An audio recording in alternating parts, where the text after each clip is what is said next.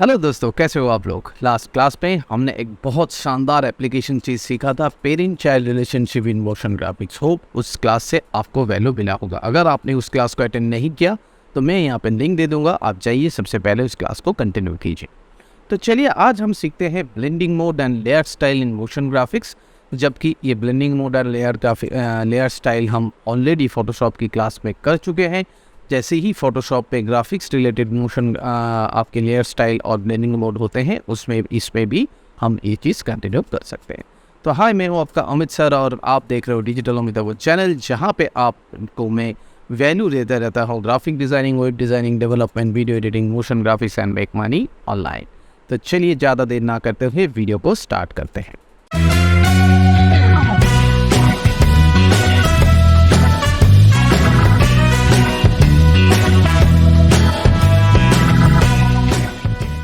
इस क्लास को कंटिन्यू करने के लिए हमने वही वाला फुटेज को इंपोर्ट दिया हुआ है। इसका हम एक कंपोजिशन बना लेते हैं और इसके ऊपर और एक लेयर के ऊपर हम एक लेयर को इंपोर्ट करते हैं। करेक्ट। इसको सबसे पहले हम छोटा कर देते हैं ताकि हमें थोड़ा सा समझ में आए। तो बेसिकली इसमें कुछ नहीं है, पीछे एक बैकग्राउंड पे लेयर है, ऊपर एक लेयर है। ब्लेंडिंग मोड के लिए आपको पता ही होगा सबसे इम्पॉर्टेंट जो चीज़ें हैं वो है 2 मिनिमम लेयर की ज़रूरत पड़ता है। अब देखिए ये जो ब्लेंडिंग मोड है ये हम किस तरीके से इस्तेमाल कर सकते हैं, 3 जगह से। यहाँ पे एक ब्लेंडिंग मोड है और इस ब्लेंडिंग मोड को आप देखोगे 1 2 3 4 5 6 7 8 सेक्शन पे डिवाइड किया गया है। ठीक है। और इसी ब्लेंडिंग मोड को आप यहाँ पे राइट क्लिक करके भी ब्लेंडिंग मोड आपको मिल सकता है, या तो फिर आप ब्लेंडिंग मोड लेयर पे जाने के बाद भी यहाँ पे भी शायद ब्लेंडिंग मोड आपको मिल सकता है। अब देखते हैं ये जो 8 सेक्शन है, मैं इंडिविजुअली ब्लेंडिंग मोड के बारे में आज नहीं बताऊंगा क्योंकि वो हम ऑलरेडी ग्राफिक्स के क्लास में कंप्लीट कर चुके हैं। अगर आपने वो चीज़ नहीं देखा तो सबसे पहले उस चीज़ को समझिए कि ब्लेंडिंग मोड होता है, ब्लेंड क्या होता है। सपोज़ कीजिए आप एक ट्विन ऑन आइसक्रीम आप खा रहे हो, तो उसकी जो बीच की पार्ट है जहाँ पे आपको स्ट्रॉबेरी और वैनिला दोनों की स्वाद मिलता रहता है, दैट इज़ द पॉइंट जहाँ पे एक फ्लेवर दूसरे फ्लेवर के साथ ब्लेंड होता है। यहाँ पे भी हम एक लेयर दूसरे लेयर के साथ किस तरीके से ब्लेंड होता है उसकी थोड़ा बहुत एप्लीकेशन देखेंगे। उसको आप कैसे इस्तेमाल करोगे, कहाँ पे इस्तेमाल करोगे, that's completely up to you. तो ये जो ब्लेंडिंग मोड है, सबसे पहला वाला सेक्शन जहाँ पे आप देखोगे नॉर्मल है, डिज़ोल्व है, डांसिंग डिज़ोल्व है, इस तरीके का है। तो अगर हम इसको डिज़ोल्व कर देते हैं, आप देखोगे कि कोई तो फ़र्क आया नहीं।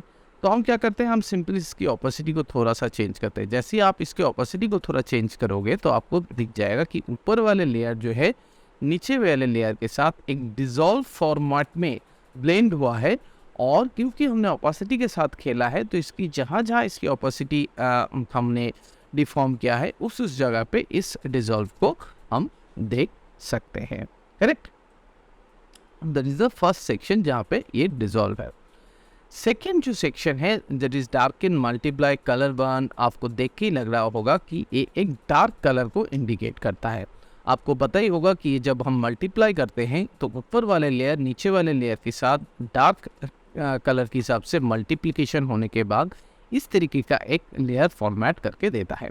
अगर आप सपोज़ कीजिए कि आपको ये वाला लेयर नहीं चाहिए, आपको इस लेयर के साथ करना है, तो आप क्या करो, आप सिंपली यहाँ पे एक सॉलिड लेयर लो और सॉलिड लेयर पे आप यहाँ पे सपोज़ कीजिए कि एक रेड कलर का सॉलिड लेयर आपने लिया, मेक कंपोज फाइल किया, ये आपके पास आ गया और इसके ऊपर आपने ब्लेंडिंग मोड चेंज किया मल्टीप्लाई।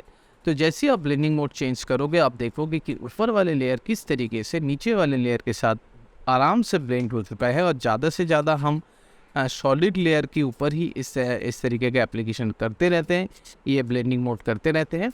हमने इस वाले लेयर को थोड़ा सा ऑफ रखा है तो आप इसमें समझ सकते हो कि किस तरीके से ये ब्लेंड हुआ है।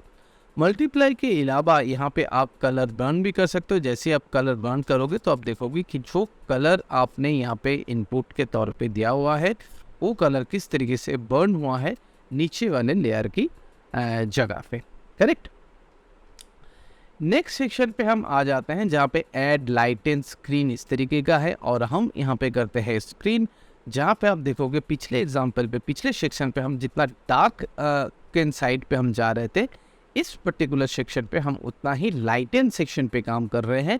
चाहे आप सॉलिड लेयर के ऊपर आप काम कर रहे हो, चाहे आप इसकी कोई भी और लेयर के साथ काम कर रहे हो। अगर आप इसमें एक ग्रे कलर लेते हो, सपोज कीजिए एक सॉलिड लेयर लेते हैं और इसमें आप ग्रे कलर लेते हैं, जबकि आपको पता है ग्रे कलर का फॉर्मेट 128 एंड 128, ये 100% ग्रे है। और अगर आप इसको देखिए, ये पूरा एकदम एग्जैक्ट बीच में है, और ये हम यहाँ पे कर देते हैं और इसको हम कर देते हैं स्क्रीन। उससे पहले रेड वाले को बंद कर देते हैं और इसको हम कर देते हैं स्क्रीन। देखिए एक बहुत अच्छा फ्लेवर आपको मिलेगा कलर में। ज़्यादातर हम इसको कहीं कहीं छोटे छोटे जगह जब हम कलर बर्न करते हैं वहाँ पे इस्तेमाल करते हैं।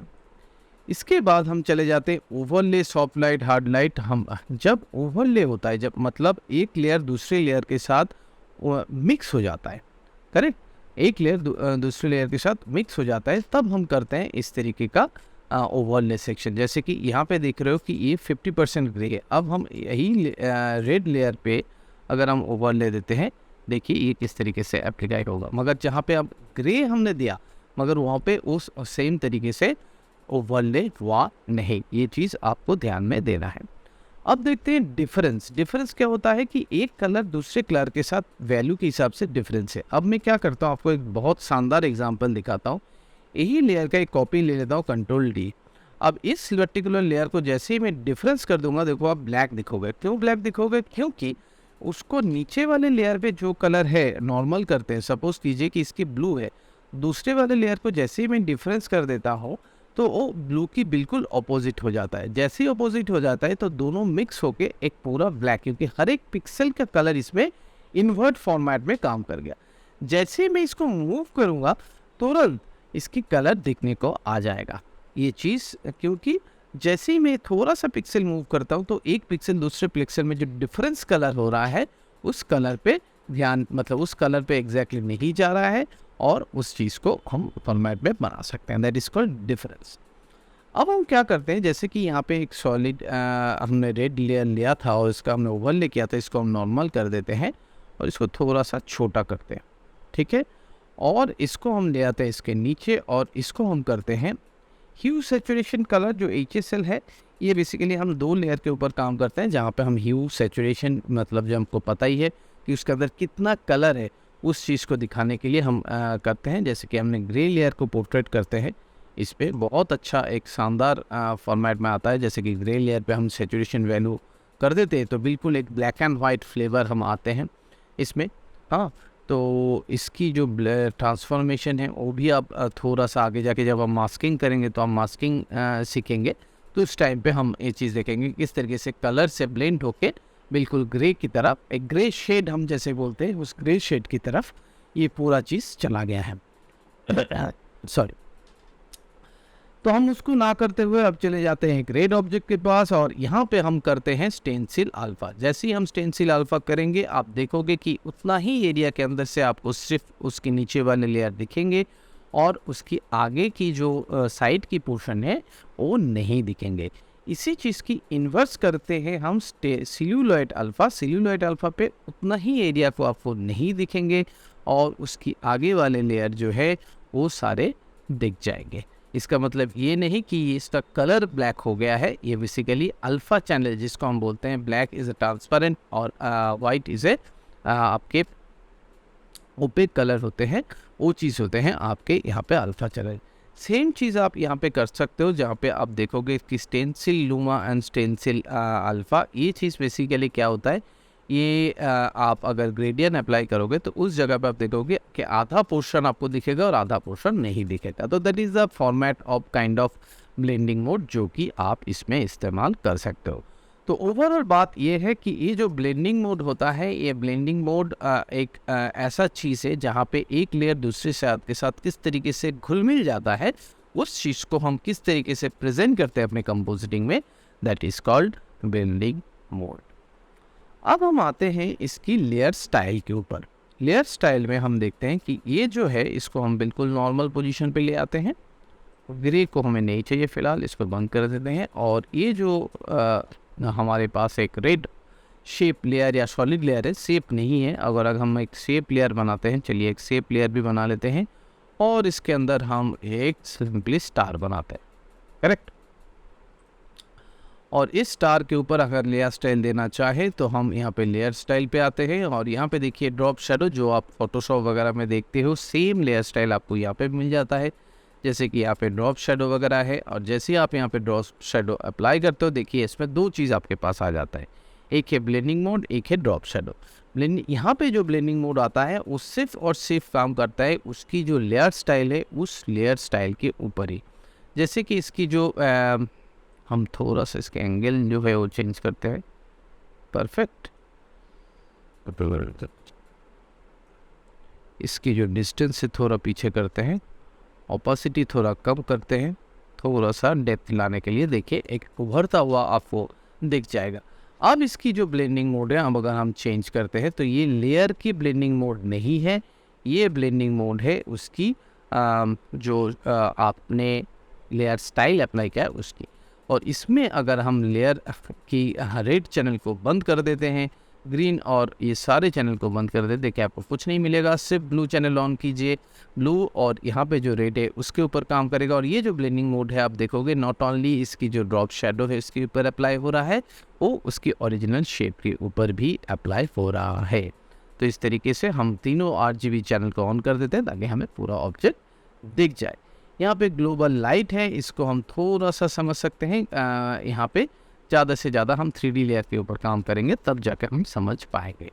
यहाँ पे आप एक काम कर सकते हो, आप फोटोशॉप का भी कुछ चीज़ें बना के ला सकते हो। जैसे कि यहाँ पे हमने फोटोशॉप में भी हमने क्या किया, एक कस्टम शेप लिया और इस पर इस तरीके का हमने शेप बनाया, करेक्ट। और इस शेप में भी हमने थोड़ा सा सपोज कीजिए एक अच्छा सा बीवल इम्बल्स दिया और इसमें थोड़ा सा डेप्थ साइज इसकी थोड़ा सा, ताकि आपको समझ में आए, इस तरीके का एक लेयर स्टाइल अप्लाई किया बीवल इम्बल्स। इसको हमने बंद कर दिया, एडिट में जाके हमने 16 इमेज में ट्रिम कर दिया और इसको हम ले आते हैं फोटोशॉप में एज ए फोटोशॉप फाइल। तो हमने इसको शेप करके सेव कर दिया, करेक्ट।